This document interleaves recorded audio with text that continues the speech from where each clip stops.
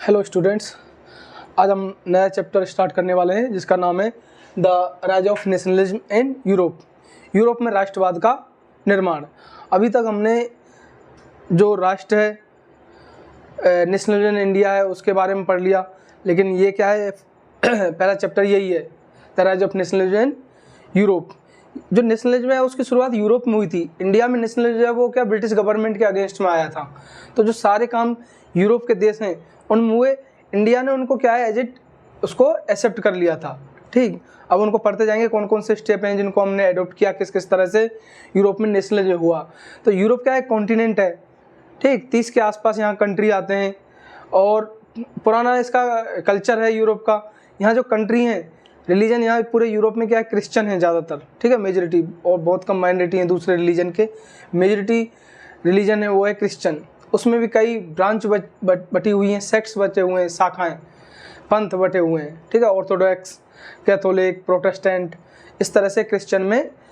और जो यूरोप के जो कंट्री बनी है वो लैंग्वेज के बेसिस पे बनी है। जैसे इंडिया में लैंग्वेज के बेसिस पे स्टेट बने हुए हैं साउथ इंडिया के ज़्यादातर, ठीक है, केरला हो गया, तमिलनाडु, महाराष्ट्र, उड़ीसा, कर्नाटक। तो ये ऐसे ही यूरोप में लैंग्वेज के बेसिस पे कंट्री बनी है। तो हम उनको पढ़ेंगे कि ये कंट्री हैं वो कैसे बनी। जिस समय यूरोप में नेशनलिज्म की स्टार्टिंग होने वाली थी उस समय यूरोप में केवल 5-6 ही बड़े बड़े देश थे। ब्रिटेन पहले से ही था, ठीक है, इंग्लैंड बोलते थे उस समय उसको। देन उसके बाद रसिया बहुत बड़ा एम्पायर था। ऑस्ट्रिया हंगरी, प्रेजेंट टाइम में 2 कंट्री हैं, उस समय दोनों एक थे। ऑस्ट्रिया हंगरी दोनों को कंबाइंड मिला के बोला जाता है। ईस्टर्न यूरोप के ज़्यादातर कंट्री हैं, छोटे छोटे कंट्री बने हैं अभी, वो सारे ऑस्ट्रिया हंगरी के कब्जे में थे। फिर था ऑटोमन एम्पायर टर्की के अंडर में। टर्की क्या है एशिया और यूरोप में भी आता है, 2% एरिया है उसका। टर्की का किस में आता है, अब टर्की को बोलते हैं इस समय तुर्की।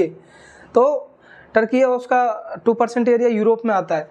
तो जो साउथ ईस्ट यूरोप के कंट्रीज थे, जो अभी कंट्रीज हम देखते हैं, वो सारे ऑटोमन एम्पायर के अंदर में आते थे। वो तो फर्स्ट वर्ल्ड वार में टर्की हार गया इसलिए उनको आज़ाद करना पड़ा, फिर नए नए देश बनने लगे। जर्मनी उस समय नहीं था, इटली भी कंट्री नहीं था, फ्रांस उस समय कंट्री था, स्पेन और पुर्तगाल ये भी कंट्री थे।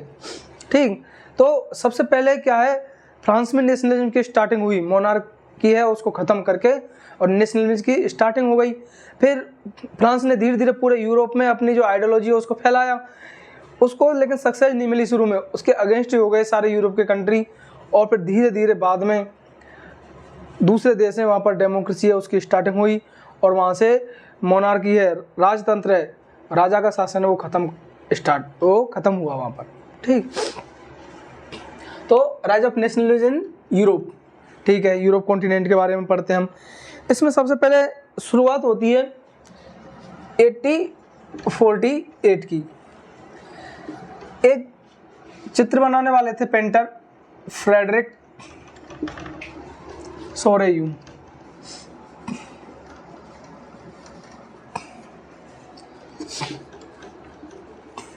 फ्रेडरिक सोरेयू, ये जो फ्रेडरिक सोरेयू हैं इन्होंने क्या किया था यूरोप का एक चित्र बनाया था, एक यूटोपिया बोलते हैं कल्पना। यूटोपिया एक ऐसी चीज़ होती है जो मतलब रियलिटी में कभी होने वाली है ही नहीं। A imaginary society that can not be possible is known as utopia. कल्पनाशील समाज, ठीक है, सोसाइटी ऐसी जो कि क्या होगी इमेजिनरी होगी और वो कभी भी date can not be possible, वो कभी रियलिटी में हो ही नहीं सकता। ठीक है, जैसे हम समाज में सोच लें कोई सोसाइटी के अंदर लड़ाई झगड़े हुई नहीं पॉसिबल ही नहीं है, ऐसा क्राइम नहीं हो, ठीक है, ऐसी कोई कंट्री नहीं जहाँ पर क्राइम नहीं हो, किसी कंट्री में ज़्यादा है किसी में कम है। ऐसा कोई देश देख लें हम जहाँ पावर्टी नहीं हो, हंगर नहीं हो, भुखमरी नहीं हो। तो ये क्या है ऐसे जगह के बारे में हम सोचते हैं, उसको बोलते हैं यूटोपिया। भारत में बोलते हैं उसको राम राज्य, जहाँ किसी को कोई दुख नहीं हो, इस जगह को बोलते हैं राम राज्य, या उसको हिस्ट्री में बोलते हैं यूटोपिया।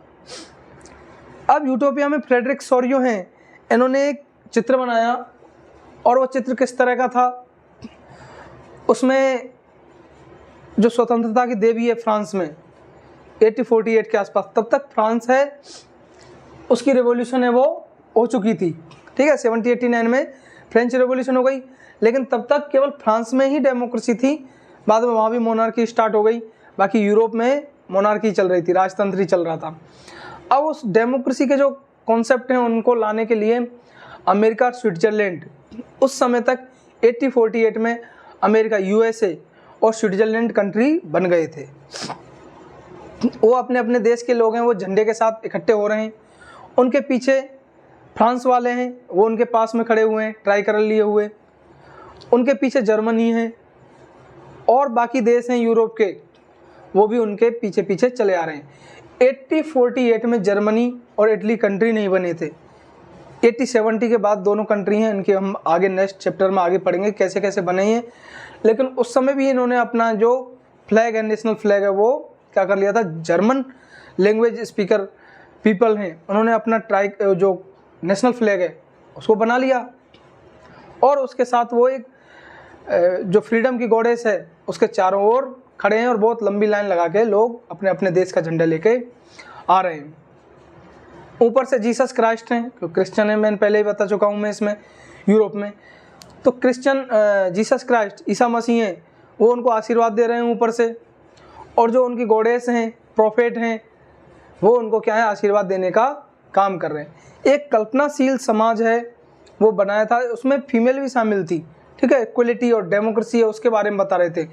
और जो मोनार्कियल सिंबल हैं, राजा के सिंबल जैसे तलवार हो गया, उसका कवच हो गया, मुकुट हो गया, राजदंड हो गया, वो सारे टूट फूट के उनको जैसे डिस्ट्रॉय कर देते हैं, ऐसे साइड में पड़े हुए हैं। किले हो गए उनके, फोर्ट, ये सारे किसके सिंबल हैं कि मोनार्की है वो ख़त्म होती जा रही है 1848 में, और डेमोक्रेटिक सपोर्टर हैं पूरे यूरोप में क्या होते जा रहे हैं, आगे बढ़ते जा रहे हैं। इसी समय इंडिया में क्या चल रहा था, इस समय इंडिया में ब्रिटेन ने पूरा इंडिया कब्जे में कर लिया, केवल पंजाब है, ठीक है, पंजाब का बाहर चल रहा था इस समय 1848 में, केवल पंजाब बचा था, बाकी पूरा इंडिया है, साउथ इंडिया से लेकर नॉर्थ इंडिया ब्रिटिश गवर्नमेंट ने अपने कब्जे में कर लिया। फिर लास्ट में 1857 की रिवोल्यूशन हुई थी अपने अपने एरिया को आज़ाद कराने के लिए, लेकिन सक्सेस नहीं हुए और फिर गुलाम बन गए। 1947 में आज़ाद हुए।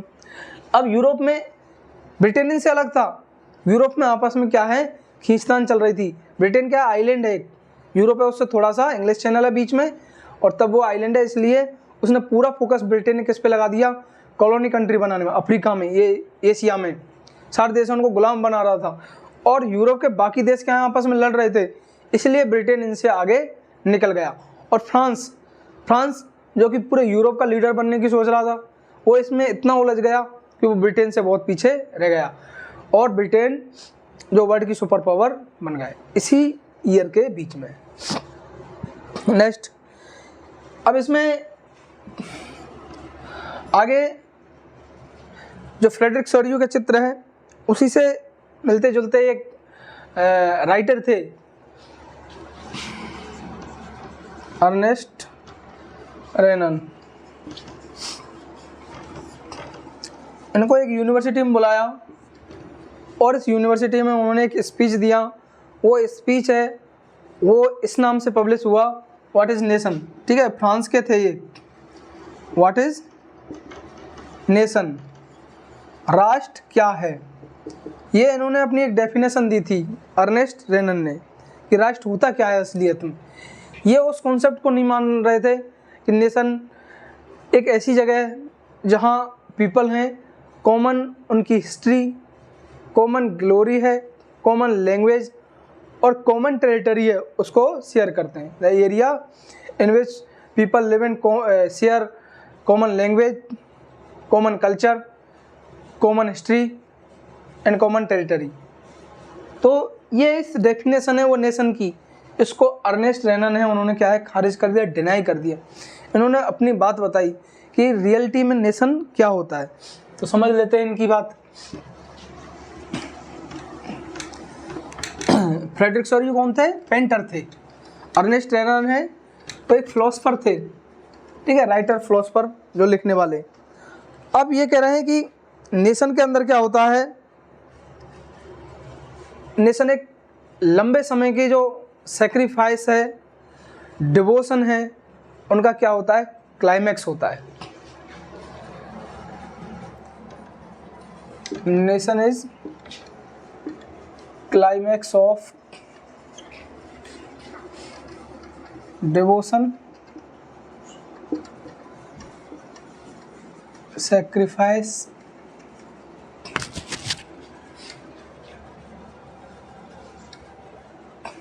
And glory. ठीक है, जो उनके उस गवर्नमेंट के समय के जो त्याग होता है, डिवोशन, डेडिकेशन होता है, और जो एफर्ट्स होते हैं, ग्लोरी होती है, ठीक है, उनकी जो चमक होती है, पुराने समय की विरासत होती है, उसका एक निचोड़ है, क्लाइमैक्स है। ठीक, ग्लोरी या एफर्ट्स, प्रयास होते हैं। ये डेफिनेशन दी थी उन्होंने। जो कॉमन लैंग्वेज, कल्चर, हिस्ट्री और एरिया है, वो डेफिनेशन उसको डिनाई कर दिया अर्नेस्ट रेनन ने। अर्नेस्ट रेनन है, इनका मानना था कि नेशन है वो एक क्लाइमैक्स है लंबे समय के, इनका डिवोशन का, लोगों के सेक्रीफाइस का। इंडिया में भी देख लो, इतने त्याग किए लोगों ने, पोस्ट है वो छोड़ दी, महात्मा गांधी आश्रम में चले गए, ठीक है, वहीं से आंदोलन करते रहते थे, पूरा जीवन लगा दिया। भगत सिंह, सुभाष चंद्र बोस देश छोड़ के जापान से संघर्ष करने चले गए। ऐसे बहुत सारे क्रांतिकारी रहे, चंद्रशेखर आज़ाद एंड एफर्ट्स, और लगातार जो क्या कर रहे हैं, हम प्रयास कर रहे हैं, वो है नेशन। और इस नेशन में क्या होता है, इस नेशन के अंदर बड़े लेवल पे क्या है, एकता होती है, large scale solidarity, large scale solidarity, एकता होती है लोगों में बड़े लेवल पर। ऐसा नहीं कि छोटे छोटे राज्यों के बारे में सोचें, इसमें बड़े लेवल के बारे में सोचते हैं, पूरे कंट्री के बारे में। अब नेशन का मतलब ये नहीं है कि कोई तमिलनाडु का होते है तमिलनाडु के बारे में सोचे, वो केवल श्रीलंका से दुश्मन निभाने के बारे में सोचे कि श्रीलंका है, इससे क्या है, यह हमें परेशान करता रहता है, हमारे जो फिशरमैन हैं उनको ले जाते हैं, तो हमें क्या करना चाहिए, हमें श्रीलंका से लड़ाई कर देनी चाहिए। अब ऐसा नहीं होता। नॉर्थ ईस्ट का कोई स्टेट है, वो केवल अपने स्टेट के बारे में सोचे, मणिपुर का, नागालैंड का, तो नेशन फीलिंग नहीं है, ये क्या है, रीजनलिज्म है, क्षेत्रवाद है। नेशन में पूरी कंट्री के बारे में सोचा जाता है। और लार्ज स्केल सॉलिडेरिटी, एकता होती है, किसमें, बड़े लेवल पे, पहली इसकी कंडीशन है। उसके अलावा नेशन के अंदर क्या होते हैं, कॉमन ग्लोरी एंड पास्ट, उनकी एक पास्ट में कॉमन ग्लोरी रही होती है।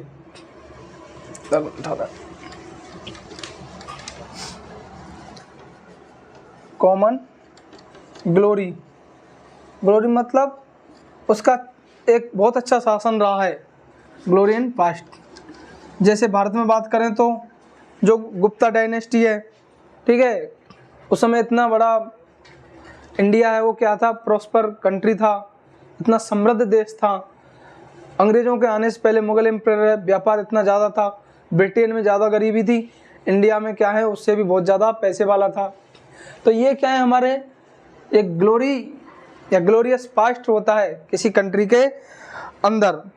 और to have a common will, उस कंट्री के लोग हैं उनके पास क्या होती है, टू हैव कॉमन विल, एक जैसी उनकी क्या होती है, इच्छा होती है,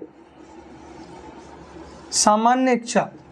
और तीनों चीज़ आएंगी इसमें, पास्ट, प्रेजेंट और फ्यूचर में। उस कंट्री के रहने वाले लोग हैं, उनकी एक कॉमन ग्लोरी होनी चाहिए, एक जैसे सोचें। ऐसा नहीं कि कोई सोचे नहीं उस समय तो हमारा शोषण हुआ था, तो नेशनलिज्म की फीलिंग नहीं आएगी। फिर तो देश में क्या है, सिविल वार स्टार्ट होने लग जाएगा कि एंशिएंट टाइम में हमारे ग्रुप है, उस पर क्या है, रिलीजन या कास्ट के बेसिस पे क्या एक्सप्लॉयटेशन हुआ, और अब उसको बदलने का टाइम आ गया है। तो वो नेशनलिज्म नहीं है। नेशनलिज्म क्या है, सभी लोग जो उस देश में रह रहे हैं, मेजॉरिटी, उनका एक कॉमन ग्लोरियस पास्ट होना चाहिए, मतलब अपनी हिस्ट्री है उससे प्रेरणा लें, ठीक है। जैसे गुप्त डायनेस्टी हो गया, मौर्य डायनेस्टी हो गई, हर्षवर्धन हो गए, ऐसे बहुत सारे राजा हैं। साउथ इंडिया में चोल एम्पायर हो गया, तो इनसे महाराष्ट्र में मराठा एम्पायर है उससे, तो ये ग्लोरियस पास्ट है, उससे क्या है सीख लें। राजस्थान में महाराणा प्रताप है उनसे। टू हैव कॉमन विल, एक जैसी उनमें क्या होनी चाहिए, इच्छा होनी चाहिए। प्रेजेंट टाइम क्या है, कोई किसी देश ने कब्जा कर रखा है तो उससे आज़ाद करना है ये। और तीसरी फ्यूचर में क्या होना चाहिए, to have great deed together, to have great deeds together, साथ में काम करने की उनकी क्या है, इच्छा होनी चाहिए, साथ में काम करना। अब ऐसा नहीं कि उन्होंने नेशनलिज्म कहने लग गए लेकिन उनका कंसेप्ट ही क्लियर नहीं है कि पास्ट तो हमारा ग्लोरियस था, ठीक है मान गए, प्रेजेंट टाइम में हमारी क्या इच्छा भी यही है, जैसे इंडिया में अंग्रेजों को बाहर से आज़ाद कराना था या बाहर निकालना था, लेकिन साथ मिलके काम ही नहीं कर रहे हैं, तो नेशनलिज्म की क्या है, कंसेप्ट नहीं है। उसके लिए टू हैव, उनको क्या आना पड़ेगा, to have great deeds together, एक साथ मिलके उनको काम करना ही पड़ेगा, तब जाके ही नेशनलिज्म के जो कॉन्सेप्ट है वो क्लियर हो पाएंगे और नेशनलिज्म की जो फीलिंग है वो आगे बढ़ पाएगी। ये अर्नेस्ट रेनन है और आगे भी काम करते रहे, ऐसा नहीं कि देश आज़ाद होगा और फिर आपस में रीजनलिज्म के हिसाब से लड़ रहे हैं तो नेशनलिज्म की फीलिंग खत्म हो गई, फिर तो टुकड़े होने लग जाएंगे किसी कंट्री के, कोई भी देश हो, बोले इंडिया हो, अमेरिका हो, यूरोप का कोई भी कंट्री हो। ये अर्नेस्ट रेनन है, उन्होंने वर्ल्ड में सबसे पहले नेशनलिज्म में उसकी डेफिनेशन दी थी, क्लियरली डेफिनेशन दी थी, और ये सबसे ज़्यादा मानी गई क्योंकि उन्होंने जो तर्क दिए थे वो एक्सेप्टेबल थे। उन्होंने जो पहली वाली जो कॉमन डेफिनेशन चल रही थी नेशनलिज्म की उसको डिनाई कर दिया, नकार दिया और अपनी डेफिनेशन दी, वो और ज़्यादा क्या है, बिग डेफिनेशन थी, अब लार्ज स्केल लेवल पे एक्सेप्ट की गई। ठीक, नेक्स्ट स्टार्ट करते हैं the French revolution and the idea of the nation. अब नेशन, राष्ट्र है, उसकी सबसे पहले शुरुआत कहाँ से होती है, फ्रांस से होती है। अब ऐसे नेशन माने तो अमेरिका में सबसे पहले स्टार्ट हो गया था क्योंकि अमेरिका ब्रिटेन से आज़ाद हुआ 1776 में, लेकिन वहाँ इस तरह का नहीं था। एक बार लिख देते हैं, द फ्रेंच रेवोल्यूशन,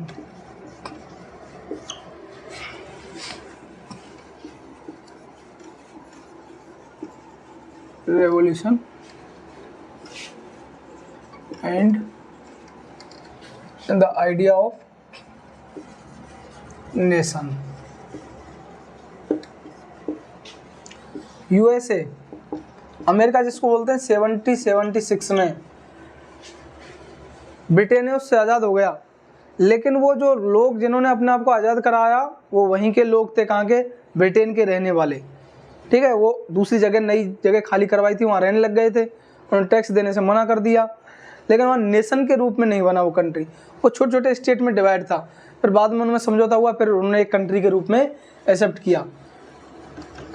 अब फ्रांस से वहाँ रेवोल्यूशन हुई थी 1789 में, कहाँ पर, फ्रांस में, और यहीं से मानते हैं कि नेशनलिज्म है उसकी स्टार्टिंग हो गई थी। हुआ क्या था, इन्होंने जो 9th क्लास में इसको पढ़ चुके हैं हिस्ट्री में, जो राजा है लुई 16 उसको वहाँ से क्या है, गद्दी से हटा दिया और डेमोक्रेसी है वो स्टार्ट हो गई। वर्ल्ड में सबसे पहली बार डेमोक्रेसी कहाँ स्टार्ट हुई, फ्रांस में। ऐसे अमेरिका को मानते हैं ओल्डेस्ट डेमोक्रेसी, लेकिन रियल में क्योंकि अमेरिका में कोई राजा है उसको हटा के नहीं किया था, उन्होंने केवल ब्रिटेन से अपने आप को मुक्त करा के और देश बना लिया। लेकिन फ्रांस में जो जमी हुई व्यवस्था थी, एक सेट सिस्टम था मोनार्की का, उसको ख़त्म करके डेमोक्रेसी उसकी स्टार्टिंग की थी। अब इसमें देखते हैं कि नेशनलिज्म है ये तो बाकी इससे पहले कैसे हुई है तो 9th में पढ़ चुके हैं। 10th में इसमें क्या पढ़ते हैं कि इसके बाद क्या क्या रिफॉर्म हुए, क्या क्या परिवर्तन हुए।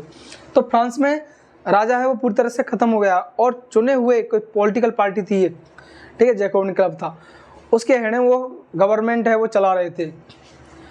यहाँ पर लोगों को एक कॉमन नेशन की फीलिंग लाने के लिए जो विभाजन था, डिवीजन था सोसाइटी में, नोबल, ठीक है, न्यू मिडिल क्लास, स्टेट्स हैं उनमें बटे हुए थे, first state, second state, third state. 9th में पढ़ चुके हैं हम इनको।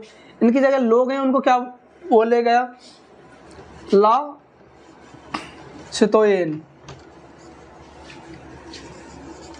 मतलब सिविलियन है, सिटीजन को, नागरिकों को ये बोला गया, सिटीजन्स को।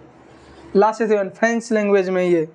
और जो कंट्री है उसको बोला गया ला पैट्रे, ला पैट्रे, पितृभूमि, फादरलैंड। फादरलैंड, हम भारत को क्या है, भारत माता मानते हैं, ठीक है, मदरलैंड ऑफ इंडिया। और इन्होंने, फ्रांस ने पहले इसको पितृभूमि माना, बाद में फिर इन्होंने भी फ्रांस की कंट्री है उसको एक गॉडेस के रूप में मान लिया। देन ये तीन बड़े चेंज हुए। ट्राई कलर, जो इनका तिरंगा झंडा था, अब इंडिया का भी है तिरंगा झंडा, लेकिन इनका ट्राई कलर है, उसके रंग हैं वो थोड़े अलग हैं, उसको पूरी कंट्री ने एक्सेप्ट कर लिया। राजा का जो झंडा होता था वो उसको हटा दिया और पूरी कंट्री के जो कॉमन लोग हैं उनका जो फ्लैग है उसको एक्सेप्ट किया गया। स्टेट जनरल है, जो असेंबली होती थी राजा की, मंत्रिमंडल बोलते थे, उसको अब बोलने लगे, जाने लगा नेशनल असेंबली। जैसे इंडिया की क्या हो गई parliament, national assembly, national assembly बोले जाने लगा। किसको? तो ये चार चेंज हुए थे फ्रांस में रेवोल्यूशन होने के बाद। फिर उसके बाद नेपोलियन आ गए यहाँ पर, ये 9th में पढ़ चुके हैं सारी चीज़ें पॉलिटिकल। नेपोलियन ने बहुत सारे रिफॉर्म किए। वो रिफॉर्म क्या किए नेपोलियन ने, उसको देख लेते हैं। 1804 में 1804 में नेपोलियन कोड लेके आया, खुद नेपोलियन ने फ्रांस में डेमोक्रेसी है उसको क्या है एबोलिश कर दिया, उसको ख़त्म करके मोनार्की स्टार्ट की, राजतंत्र दोबारा से स्टार्ट कर दिया। लेकिन उसने काम बहुत अच्छे किए थे नेपोलियन ने, फ्रांस के लोगों के लिए और जो दूसरे देश के लोग हैं जो डेमोक्रेटिक सपोर्टर हैं उनके लिए। बाद में उसका विरोध हुआ, लोगों को लगा कि ये तो हमें गुलाम बनाना चाहता है फ्रांस के अंडर में रख के। जैसे ब्रिटेन तो क्या कर रहा था, दोनों देश एक साथ चल रहे थे, ब्रिटेन और फ्रांस, ठीक है, इधर बता देते हैं, दोनों का कंसेप्ट समझ लेते हैं। फिर क्या हुआ इनमें, एक तो हो गया इंग्लैंड, हो गया इधर, और इधर हो गया फ्रांस। फ्रांस पूरे यूरोप को कब्जे में लेना चाहता था, पूरा यूरोप है उसको कब्जे में। और ब्रिटेन है, इंग्लैंड छोटा सा देश है फ्रांस से भी, उसने अफ्रीका और एशिया की कंट्री हैं उनको गुलाम बना रहा था वो, और लगा रहे दोनों अपने अपने काम। अब यहाँ फ्रांस से क्या गलती हो गई, फ्रांस पूरे यूरोप में उलझ गया और यहाँ डेमोक्रेसी स्टार्ट हो गई। यहाँ लंदन में क्या थी, मोनार्की, राजतंत्र था, और यहाँ स्टार्ट हो गई डेमोक्रेसी। बाद में यहाँ भी मोनार्की स्टार्ट हो गई, लेकिन ये थोड़ा आगे निकल गया ब्रिटेन, क्योंकि इसने इनका विरोध कम हुआ है। एशिया और अफ्रीका के देशों को आसानी से गुलाम बना लिया। या यूरोप के एजुकेटेड लोग, उनको क्या करना, उनको अंडर में रखना फ्रांस के लिए बहुत ज़्यादा समस्या हुई। सारे देश मिल गए और इन्होंने इनके खिलाफ विद्रोह कर दिया और जल्दी आज़ाद हो गए, इतना लंबे समय तक इनको। लेकिन अफ्रीका और एशिया के बहुत अनएजुकेटेड लोग, उनको चालाकी से ब्रिटेन ने गुलाम बनाया। लंबे समय तक, 150 साल तक, 200 साल तक अफ्रीका के देश हैं वहाँ तो 250-300 साल तक कई देशों को गुलाम बनाकर रखा था। किसने? इंग्लैंड ने। इसलिए इंग्लैंड थोड़ा आगे निकल गया। अब नेपोलियन कोड आया। नेपोलियन ने क्या किए, नेपोलियन कोड 1804 में 1804 में आया। उसने कहा बहुत सारी चीज़ें उनको आज़ादी देने का काम किया। सबसे पहले काम किया उन्होंने right to property, right to property, संपत्ति का अधिकार दे दिया। संपत्ति का अधिकार किनको मिला? लोगों को दे दिया, सभी को। पहले नहीं था, पहले राजा है और उसके जो मंत्री होते हैं उनकी सारी ज़मीन होती थी, ठीक है, टैक्स देना पड़ता था किसानों को। अब राइट ऑफ प्रॉपर्टी दे दिया। फीमेल है उनको भी बहुत सारे राइट्स दिए थे। किसने? नेपोलियन ने। और इसमें दूसरी बात कही गई नेपोलियन कोड में, इक्वलिटी बिफोर लॉ,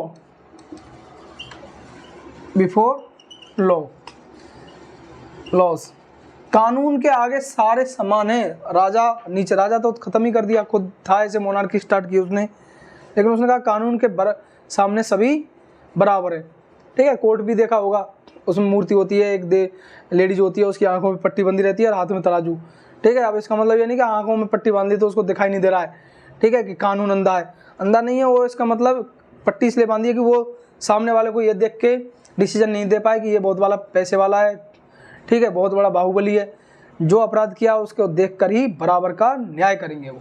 तो ये इक्वलिटी बिफोर लॉ, ये नेपोलियन कोड ने, नेपोलियन खुद राजा था लेकिन उसने काम डेमोक्रेटिक लीडर होते हैं उनसे भी बेहतर किए थे, इसलिए इसको हम पढ़ते हैं नेपोलियन कोड के अंदर।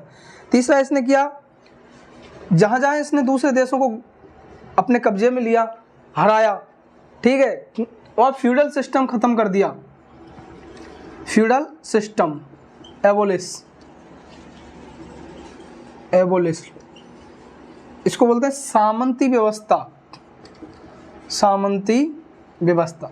ये यूरोप में चल रहा था, ये मोनार्की के समय राजा होता था, राजा से जो नीचे होते थे गवर्नर या मंत्री, उनको छोटे छोटे राज्यों में बांटा हुआ था और पूरी ज़मीन उनकी रहती थी।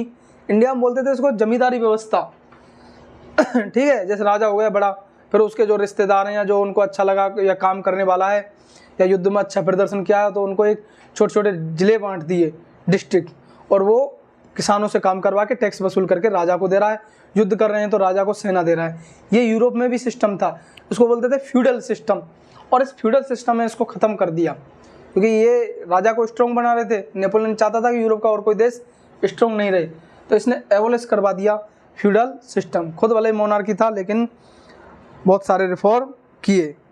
फिर उसके अलावा किसानों के लिए भी इसने बहुत सारे काम किए। किसने? नेपोलियन ने। क्या काम किया किसानों के लिए? फार्मर हैं, उनको जो टैक्स देना पड़ता था उससे फ्री कर दिया, और एक भूसामंत व्यवस्था थी जिसको बोलते थे सर्फडॉम। सर्फडॉम क्या था? एक व्यवस्था थी, भूसामंती व्यवस्था।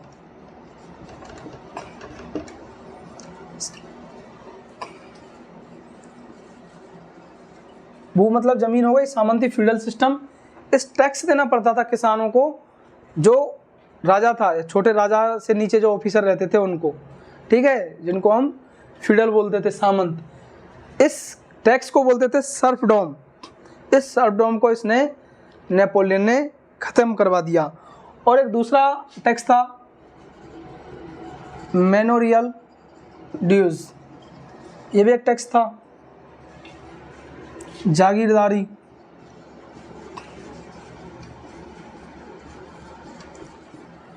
ये दोनों से मिलते जुलते हैं, तरीके भी एक थे, थोड़ा बहुत इसमें अंतर था। सर्फडॉम में भूस जमीन पे लिया जाता था, जागीरदारी मतलब फ्री में काम करवा रहे हैं उनसे, किसानों से, और जो नीचे रहने वाले लोग हैं और जैसे मिट्टी के बर्तन के बनाने वाले हैं और मेटल के बर्तन बनाने वाले हैं और भी कोई सर्विस ग्रुप्स हैं, उनसे फ्री में काम करवा रहे हैं। इस तरह का जो सिस्टम था मैनोरियल ड्यूज, वो सारे नेपोलियन ने यूरोप के अंदर ख़त्म करवा दी जहाँ जहाँ पर इनका शासन था।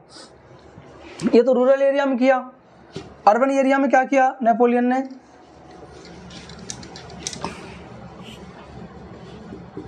गिल्ड सिस्टम था एक, गिल्ड सिस्टम, हिंदी में भी इसको क्या बोलते हैं? गिल्ड सिस्टम ही बोलते हैं। इस गिल्ड सिस्टम के अंदर क्या होता था कि यहाँ एक कमेटी बनी होती थी, उसका एक हेड होता था। जैसे शहरों में क्या है, कमेटी होती है व्यापारियों की, इस तरह की क्या है, कमेटी बनी हुई थी। और उन कमेटी हैं, उनके नीचे काम करने वाले लोग थे जो आर्टिजन, कलाकार, कोई जैसे पेंटर है, उनकी एक ग्रिड अलग बन गई कमेटी एक तरह से। मिट्टी के बर्तन बनाने वाले हैं उनकी एक कमेटी अलग, मूर्ति बनाने वाले हैं उनकी अलग, ठीक है, कोई हथियार बना रहे हैं उनकी कमेटी अलग। इस तरह से एक गिल्ड सिस्टम था। इस गिल्ड सिस्टम की बहुत ज़्यादा कठोर कानून थे, केवल अपने गिल्ड में ही रहना पड़ता था, दूसरे गिल्ड से बाहर कांटेक्ट नहीं कर सकते थे। अपने जो हेड हैं, जिनके इलेक्शन होते थे या वंशानुगत बन रहे थे, उनकी बात माननी पड़ती थी। टैक्स जितना कर दिया उतना राजा को देना पड़ता था। इसको नेपोलियन ने क्या कर दिया, पूरी तरह से रेस्ट्रिक्शन कर दिया, रिमूव कर दिया। जो इसकी इस गिल्ड सिस्टम के अंदर जो रेस्ट्रिक्शन थे कि शादी है अपनी गिल्ड वाले, जैसे भारत में जाति व्यवस्था है, ऐसे अर्बन एरिया में यूरोप में गिल्ड सिस्टम था, ठीक है। जैसे कोई काम करने वाले मिट्टी के बर्तन बनाने को, तो वो शादियों केवल मिट्टी के बर्तन बनाने वालों में ही करेंगे, दूसरे हैं उनको खाने पीने में बुला नहीं सकते हैं। ये सारा सिस्टम है। इसकी जो रेस्ट्रिक्शन थे, जैसे इंडिया में जाति व्यवस्था के बंधन थे, उनको धीरे धीरे ख़त्म किया आज़ादी के बाद। तो नेपोलियन ने यूरोप में बहुत पहले कर दिया। तो यूरोप के देश के हमसे 100 साल आगे चल रहे हैं, इसलिए वो थोड़े ज़्यादा डेवलप हैं टेक्नोलॉजी और हर सेक्टर में। ये क्या है, एबोलिश कर दिया नेपोलियन ने। एबोलिश मीन्स ख़त्म करना, समाप्त कर दिए।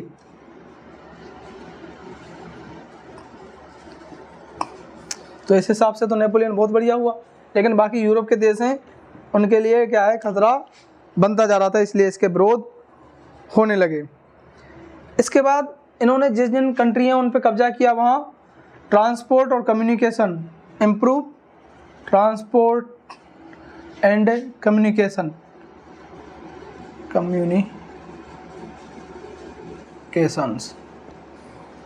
यातायात और संचार व यातायात में सुधार।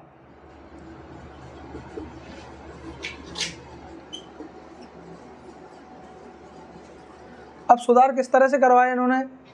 अब उस समय कम्युनिकेशन के सोर्स क्या थे, लोग हैं वो पत्र हैं उनको आगे भेजने का काम करते थे, एक कबूतर हैं उनके द्वारा मैसेज दिए जाते थे, लोग हैं वो ढोल बजाकर वो मैसेज देते थे।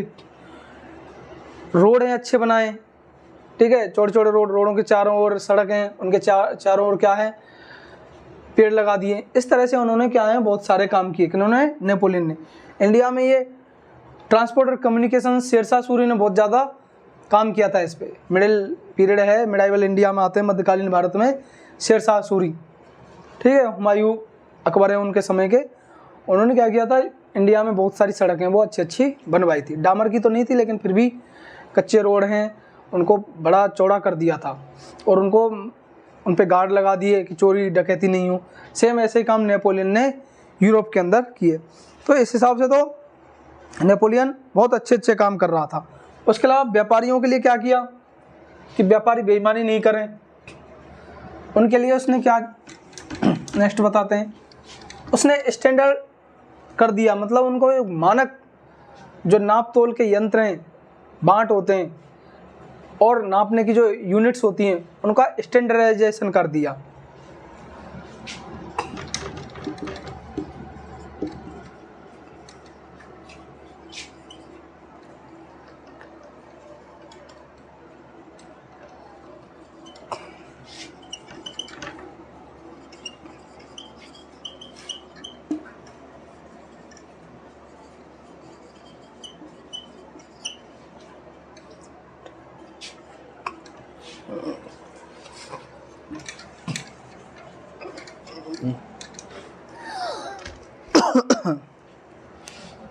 ये हो गया 7।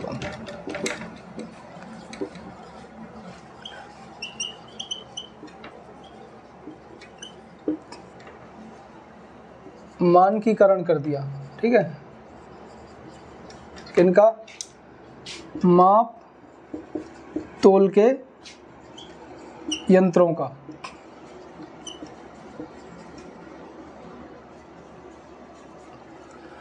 जो माप तोल के यंत्र हैं उनका स्टैंडर्डाइजेशन है नेपोलियन ने किया, मतलब एक फिक्स कर दिया। जैसे 1 kg का जो बांट होता है, ठीक है, वेट होता है, कहीं 900 ग्राम का था, कहीं 950 ग्राम का था, कहीं 1000 ग्राम है उससे भी ऊपर था। उसको पूरे यूरोप में कॉमन करवा दिया कि नहीं 1 यूनिट होगी, उसी के हिसाब से सामान बेचा जाएगा। मीटर हैं वो अलग अलग थे, 1 मीटर में कहीं 100 सेंटीमीटर थे, कहीं 90 सेंटीमीटर थे, कहीं 80 थे, कहीं 105 105 सेंटीमीटर हो रहे थे। उनको ख़त्म करके 1 मीटर मतलब 100 सेंटीमीटर।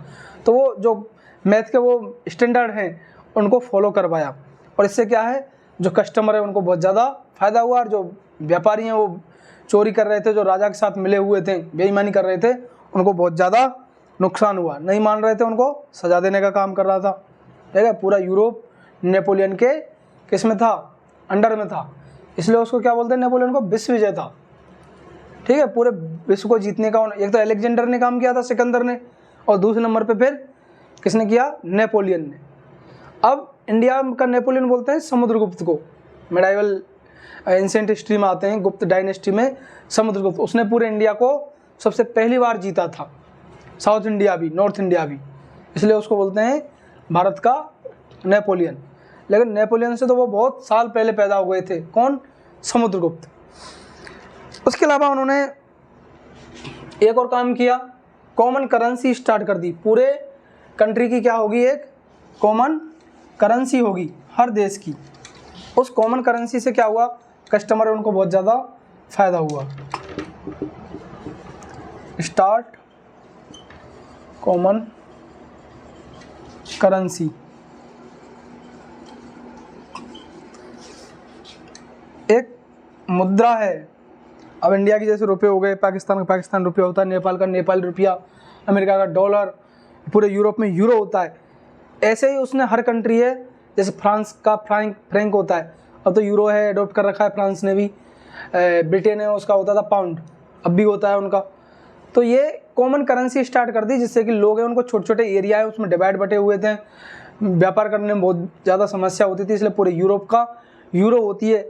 ऐसे ही नेपोलियन ने कॉमन करेंसी पूरे यूरोप के लिए स्टार्ट कर दी। तो ये किसके काम थे, नेपोलियन के काम थे।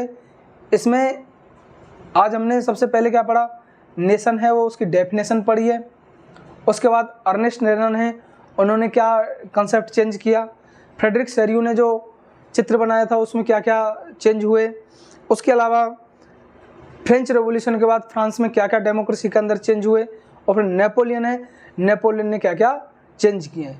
ठीक है, तो ये सारे कंसेप्ट हमारे दिमाग में होने चाहिए। एक चीज़ और रह गई है इसमें, एब्सोल्यूट टेस्ट। ठीक है, इसको बोलते हैं निरंकुशवाद। निरंकुशवाद, ये निरंकुश हिंदी के अंकुश से बना है। ठीक है, निरंकुशवाद, तो ये अंकुश से बना है। अंकुश का मतलब होता है जो हाथी होता है, महावत होता है, उसको एक लोहे की एक छड़ी होती है, उसे कंट्रोल करता है। तो हाथी इतना बड़ा होता है, महावत है, ठीक है, हाथी के ऊपर बैठा रहता है, उसको कंट्रोल कर लेता है, उसी से बना है निरंकुश। मतलब जिस पे कोई अंकुश ही नहीं हो, जो कंट्रोल में नहीं रहो। तो ऐसे अनकंट्रोल कौन होते हैं, मोनार्की में राजा, या होते हैं डिक्टेटरशिप, या आर्मी के चीफ होते हैं, जो सिविक्स में पढ़ते हैं हम इनको। तो एक ऐसा सिस्टम है, there are no restriction in government system, absolute system, ये निरंकुशवाद है। इसमें a system in which no restriction on government. सरकार है, उस सरकार पे कोई कंट्रोल नहीं होता है, लोग हैं उनकी क्या है, पाबंदी नहीं होती है, गवर्नमेंट की जो पावर होती है उसके ऊपर। इसी सिस्टम को बोलते हैं एब्सोल्यूट टेस्ट, निरंकुशवाद। एक और वर्ड है प्लेबिसाइट।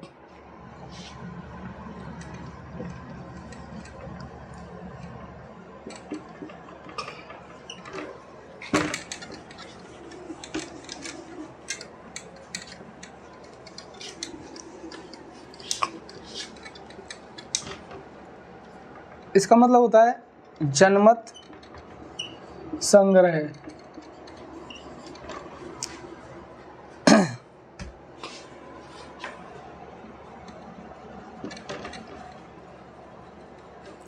जनमत संग्रह का मतलब होता है a direct voting in a small area is known as plebiscite.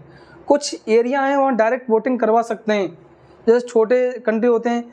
अब इंडिया जैसी डेमोक्रेसी के अंदर डायरेक्ट किसी मुद्दे पर वोटिंग करवानी है, अब प्रधानमंत्री के इलेक्शन कराने, सारे 140 करोड़ लोग हैं, उनसे कहते हैं आ जाओ वोटिंग करने एक जगह, पॉसिबल नहीं है। लेकिन छोटी कंट्री होती हैं, डिस्ट्रिक्ट होते हैं, वहाँ किसी मुद्दे पर डिसीजन लेना है तो वहाँ डायरेक्ट वोटिंग करवा देते हैं यस और नो के फेवर में, उसको बोलते हैं प्लेबिसाइट। ठीक, और अर्नेस्ट रेनन है, इनका मानना था कि उस कंट्री के अंदर हैं, वहाँ जहाँ सारी चीज़ें, जो नेशन है उसकी क्या है, उसने सारी चीज़ें बता दी कंडीशन, उसके अंदर प्लेबिसाइट होने चाहिए। मतलब वहाँ जनता से पूछना चाहिए और पूरी पावर है वो पीपल है उनके पास में होनी चाहिए। कोई भी डिसीजन लेना है तो डिसीजन लेने का राइट है वो पीपल है उनके पास होने चाहिए, और पीपल है वो डायरेक्टली क्या है, इन्वॉल्व होने चाहिए। लेकिन प्रेजेंट टाइम की डेमोक्रेटिक कंट्री है, वो अमेरिका हो, यूरोप हो, इंडिया हो, एशिया की, अफ्रीका की कंट्री हो, हाँ प्लेबिसाइट सिस्टम खत्म कर दिया है, क्योंकि पॉसिबल नहीं हो पाता। छोटे एरिया में तो पॉसिबल है, लार्ज एरिया में पॉसिबल नहीं है। लेकिन अर्नेस्ट रेनन ने जिन्होंने नेशन का कंसेप्ट दिया था, उनका मानना था डिसीजन मेकिंग में पीपल है उनका पार्टिसिपेशन होना चाहिए, और उसके लिए हर मुद्दे पर प्लेबिसाइट होना चाहिए। जनमत संग्रह, जनमत मतलब जनता का मत क्या है, वो होना चाहिए। ये सारी चीज़ें किसने की थी, किसने की, ये सारी चीज़ें की थी अर्नेस्ट रेनन ने। ठीक, तो ये सारी चीज़ें हमने पढ़ी हैं, बाकी आगे हैं यूरोप की हिस्ट्री नेक्स्ट क्लास में पढ़ेंगे।